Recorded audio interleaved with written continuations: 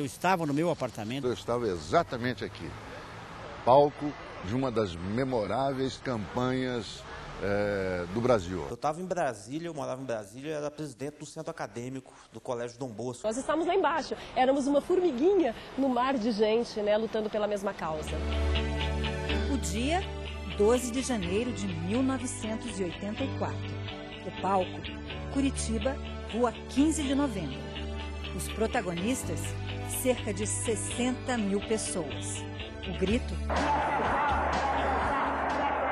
Vi aquele movimento aqui grande das diretas já, desci, acompanhei todo o público, aquele movimento louco, todo mundo gritando. Eu perguntava, diretas quando? E todo mundo gritando, a direta já! As pessoas que não estavam aqui embaixo, picando papel para jogar na multidão e aplaudindo. Todo mundo gritando, aplaudindo, a criança gritando, os velhos gritando. Foi assim como se fosse um tumulto, mas para o bem. Deste lugar, no dia 12 de janeiro de 1984, o Brasil acorda de um momento difícil da sua história. E o Paraná teve a grande contribuição histórica, cívica, cultural de ser daqui, naquele longínquo ano de 84, ecoando para o Brasil, deste palco natural da cidadania paranaense, o grito das diretas já. Um grito que começou a se formar na garganta dos brasileiros muitos anos antes. Exatamente em 31 de março de 1964. A ditadura militar amordaçou o país. A liberdade de expressão artística, a divergência de ideias. Tudo passou a ser proibido. Presidentes, governadores, prefeitos de capitais e municípios considerados áreas de segurança nacional eram escolhidos por voto indireto. A resistência ao regime foi reprimida com força. Milhares de brasileiros foram exilados, presos, torturados, mortos. O controle nas ruas era total. Naquela época você ia para um cinema, estava arriscado a ser preso, né? Você ia sair na rua para ir para um show de rock, você podia ser preso, para averiguações e tudo mais. Era um período repressivo, né? Mas os militares sempre enfrentaram oposição. E em 1979 veio a primeira grande vitória popular. A anistia permitiu a volta de mais de 5 mil brasileiros exilados. Centenas de presos políticos ganharam a liberdade. Mas a ditadura permaneceu. Foram mais 4 anos de governo militar, mais 4 anos de luta clandestina, de oposição ao regime. Até que em 1983, no dia 2 de março, um jovem deputado federal de Mato Grosso, Dante de Oliveira, apresentou no Congresso uma proposta de emenda constitucional. O projeto pretendia devolver aos brasileiros o direito de escolher o presidente do Brasil. Foi necessário quase 1 ano para que a população vencesse o medo e saísse às ruas. E foram os curitibanos que deram o exemplo. Na Boca Maldita, o grito contido virou música. A raiva e o medo se transformaram em uma ira santa.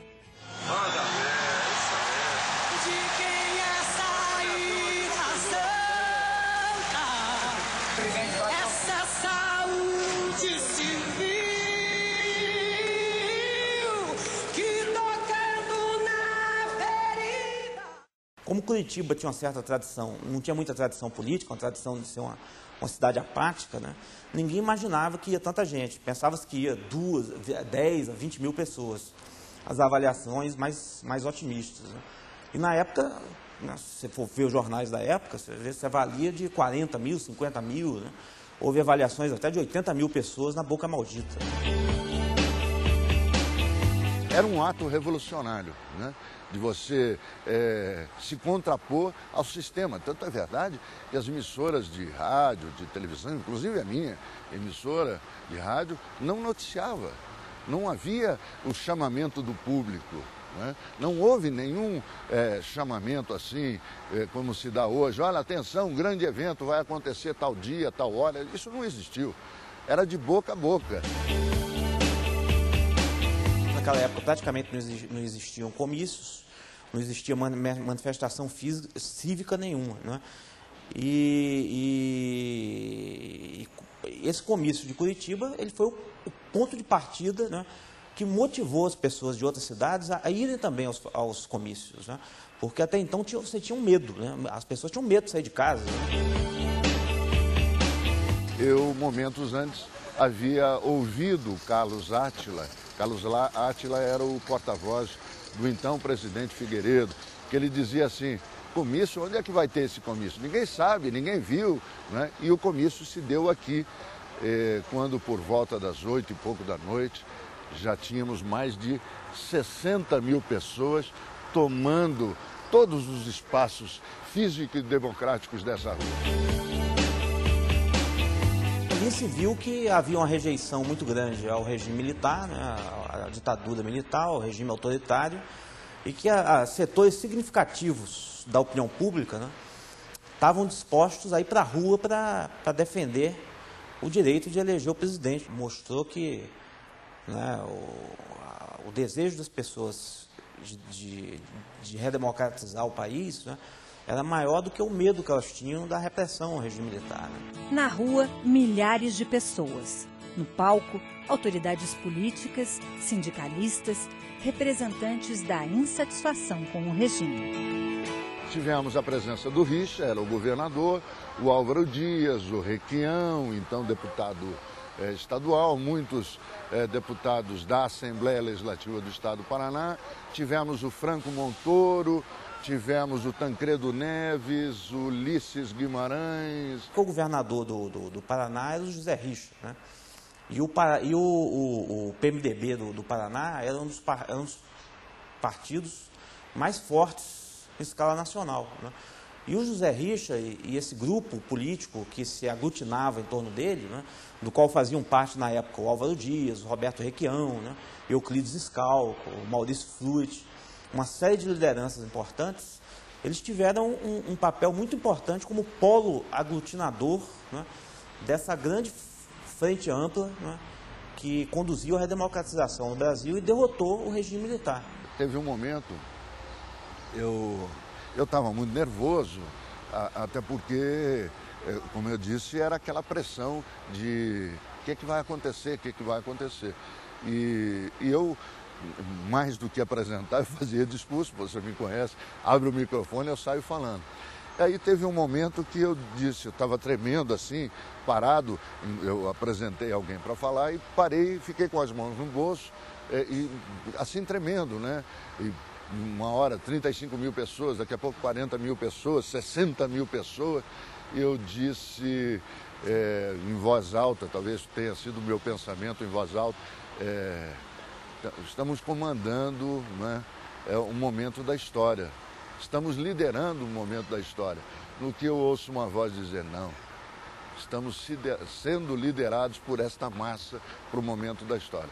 A voz era do Tancredo Neves. Não era um movimento de lideranças apenas, né, onde nós, militantes, só da militância, né, era um movimento da população, donas de casa, trabalhadores, né, trabalhadores do comércio, trabalhadores das empresas, né, operários, estudantes, jovens que não estavam no movimento, enfim, era a população de Curitiba clamando pelas eleições diretas. Nós éramos artífices, atores de um momento, mas não personagens principais.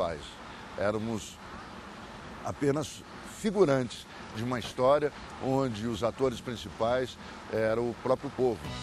O grito dos curitibanos foi ouvido por todo o país e ressoou no coração dos brasileiros.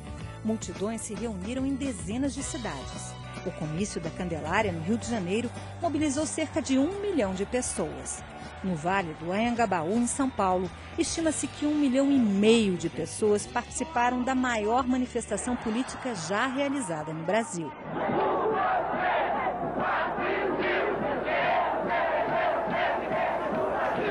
3 meses e meio depois do comício em Curitiba, a festa chegou ao fim, em Brasília.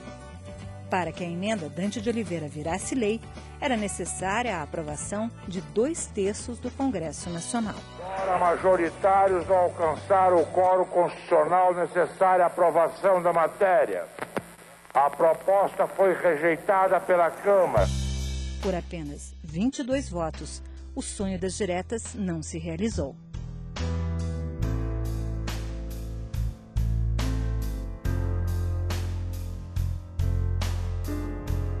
Mas a grande manifestação popular pôs fim à sequência de presidentes militares. Em 1985, 2 candidatos civis disputaram os votos do colégio eleitoral. Tancredo Neves, o candidato da oposição, venceu. O saldo líquido é extremamente positivo, né?